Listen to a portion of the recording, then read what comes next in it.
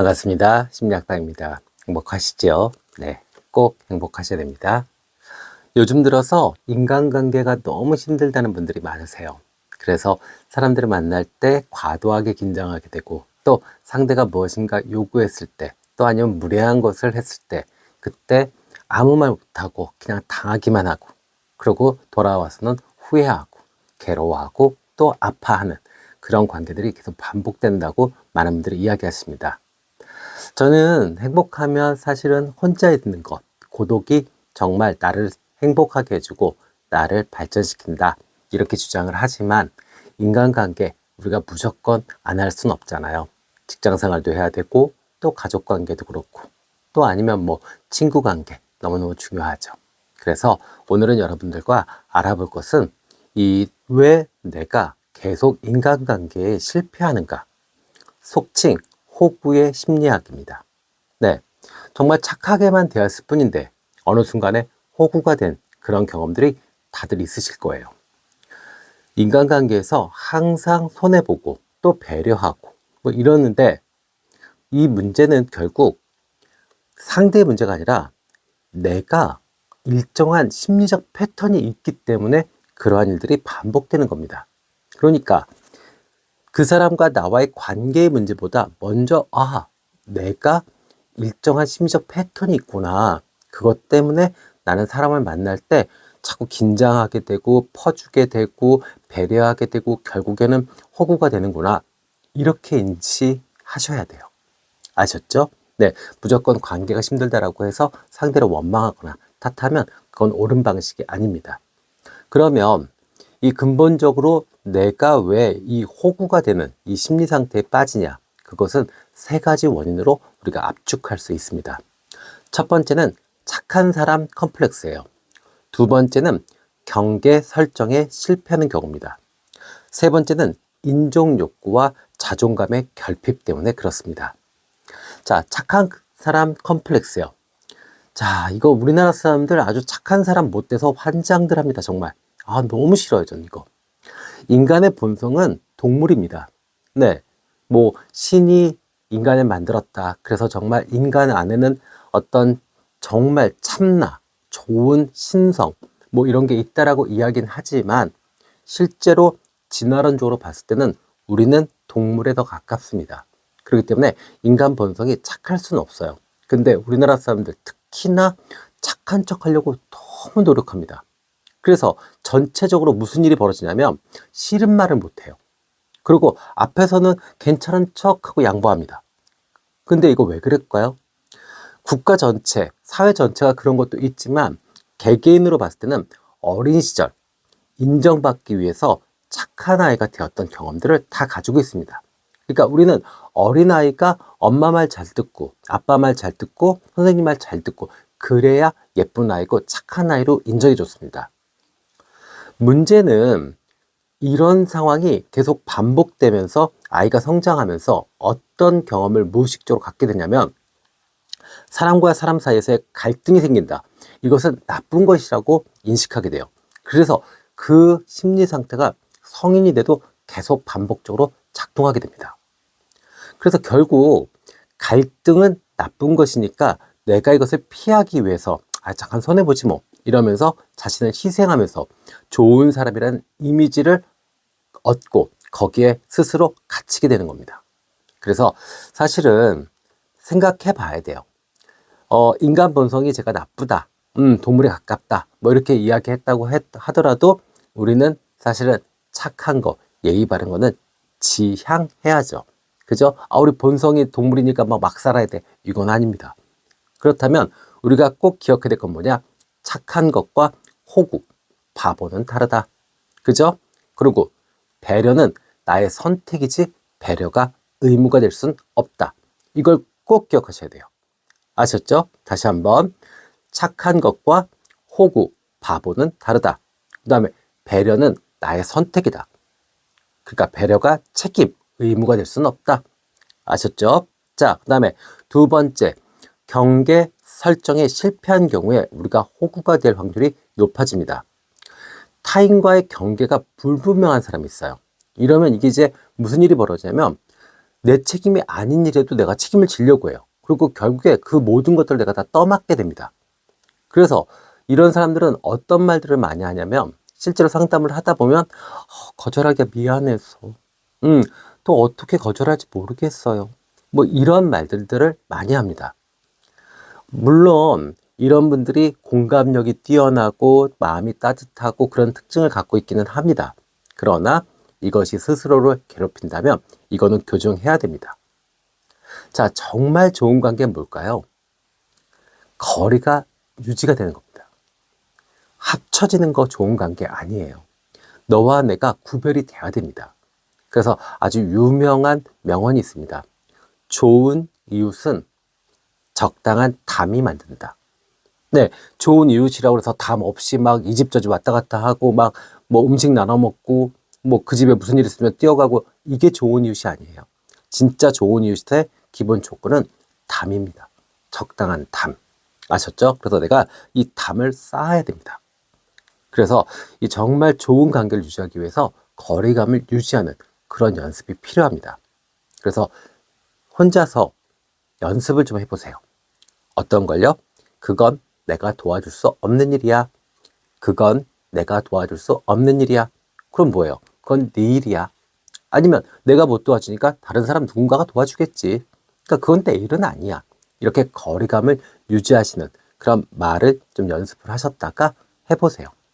거절 못 하시는 분들은 이런 말도 못 합니다.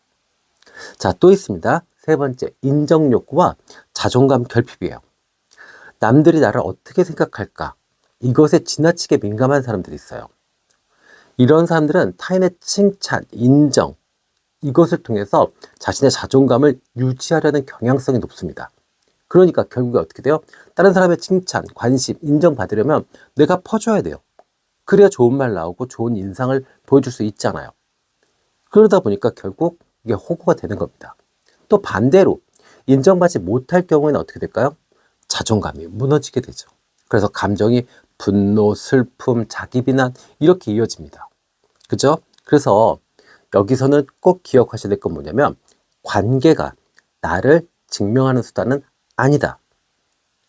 진짜로 나를 증명하고 나를 가치 있게 만드는 것은 나와의 관계다.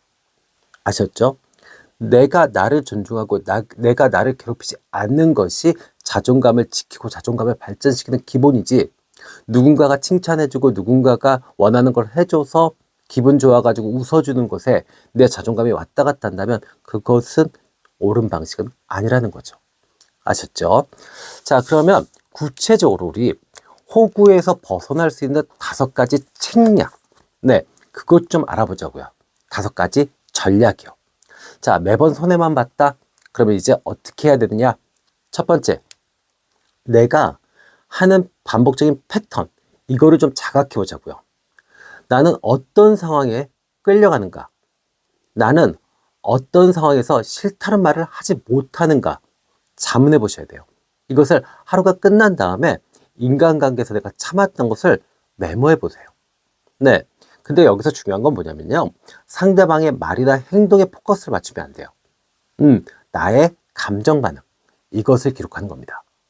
뭐라고 얘기했는데 내가 이렇게 생각이 들었고, 이래가지고 내가 거절하지 못하고 그걸 응해줬어. 응해줬더니 내가 너무너무 힘들었어. 뭐 이렇게요. 아셨죠? 그리고 또 자기 내면을 탐색해야 됩니다. 왜 참았을까? 왜 웃으면서 그냥 넘겼을까? 한마디 해주지 못하고, 이렇게 자기 내면을 탐색하시면 좋습니다. 그래서 여기서 강조할 수 있는 건 뭐냐면, 감정일기 쓰기, 그 다음에 관계일지 쓰기입니다. 관계일지는요, 나를 중심으로 해서 나와의 관계입니다. 메타인지를 활용하셔야 돼요. 나를 객관화시켜서 내가 나를 바라보면서 나와의 관계에서 내가 나를 힘들게 하지 않았나, 다른 사람의 칭찬이나 배려 뭐 이런 거에 원해서 나를 스스로 괴롭히지 않았나, 이것을 파악하시면 좋습니다. 자, 2번째입니다. 우리가 거절 못 하시는 분들은 아예 그 말 자체를 못 해요. 그렇기 때문에 작은 거절부터 훈련해야 됩니다. 이건 내 몫이 아닌데 해줘야 할까? 거절하면 날 미워하지 않을까? 뭐 이런 마음 들어요. 그죠? 그래서 이럴 때는 어떻게 하냐? 이번에는 내가 좀 어려워서 도와주기 힘들 것 같아. 그리고 또 과도하게 관여한다. 뭐 자기 마음대로 가스라이팅 하려고 한다. 그럴 때도 어떻게 해요? 고맙지만 이 문제는 내가 알아서 할게. 이렇게 거절 대본을 미리 만들어 두세요. 그러면 훨씬 더 수월해집니다. 그러니까 내 일에 과도하게 관여해가지고 내 일을 망쳐놓는 경우도 있어요. 그러면 그때도 거절할 수 있는 말. 그 다음에 또 나를 계속 뭔가 이용하려고 하고 또 나를 호구처럼 막 써먹으려고 한다. 이럴 때도 거절할 수 있는 말을 준비해 놓으면 좋습니다. 그런 일이 딱 닥치면요. 안 하던 사람은 무슨 말을 해야 할지 몰라요. 네, 저도 젊었을 때 그런 경험 많이 해봤습니다. 이럴 때 중요한 건 뭐냐면요. 또 완벽한 표현, 상대의 어떤 입장을 고려해서 뭐 이런 것보다는요. 그냥 차라리 단호하지만 짧고 그 다음에 예의 바른 표현이 좋습니다. 미안하지만 못할 것 같아. 이렇게 딱 단호하게. 하지만 예의에서는 벗어나지 않도록 말을 하는 습관을 들이시는 게 좋습니다. 아셨죠? 자, 그 다음에 세 번째입니다. 역할 기대에서 벗어나기입니다. 나는 항상 이래왔으니까. 나는 항상 들어주는 사람이잖아.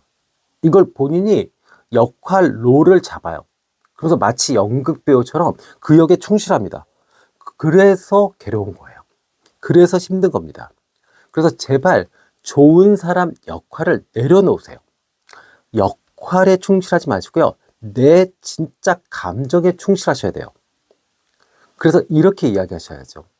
사실 그 이야기 들으면 나도 많이 지쳐.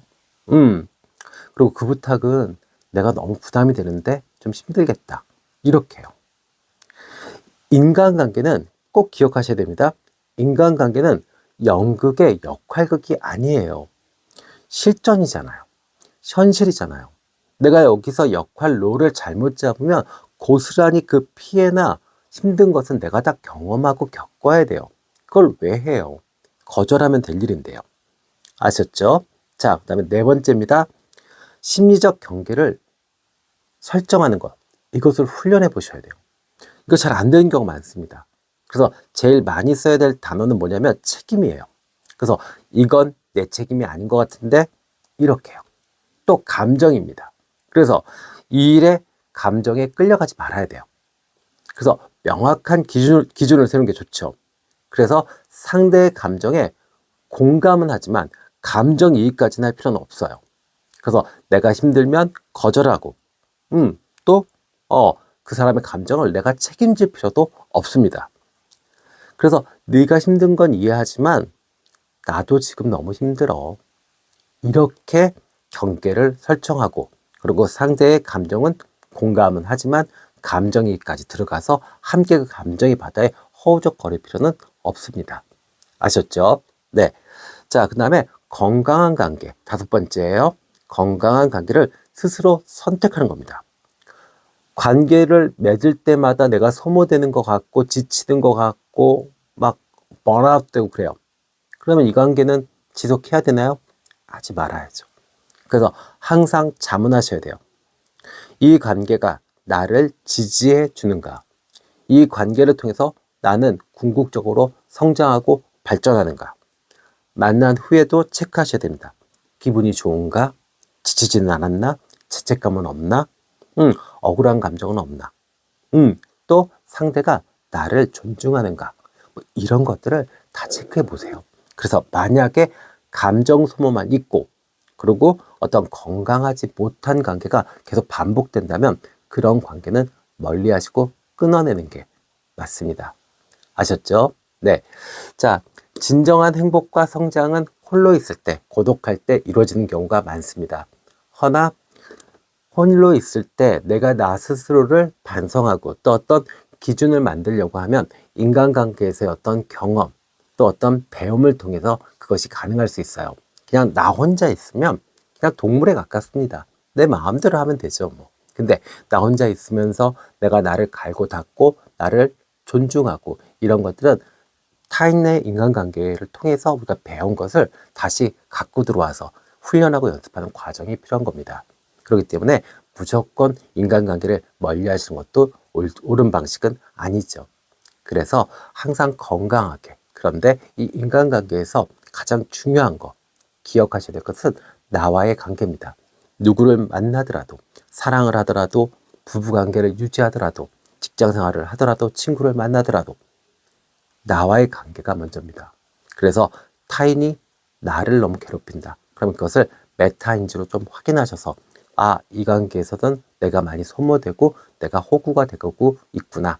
그러면 그 관계는 좀 거리를 두시고 모임이나 어떤 책임에서 조금 벗어나시는 게 맞습니다. 아셨죠? 네.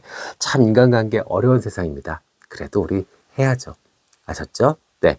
자, 지금까지 함께 해주셔서 감사합니다. 심리학당이었습니다.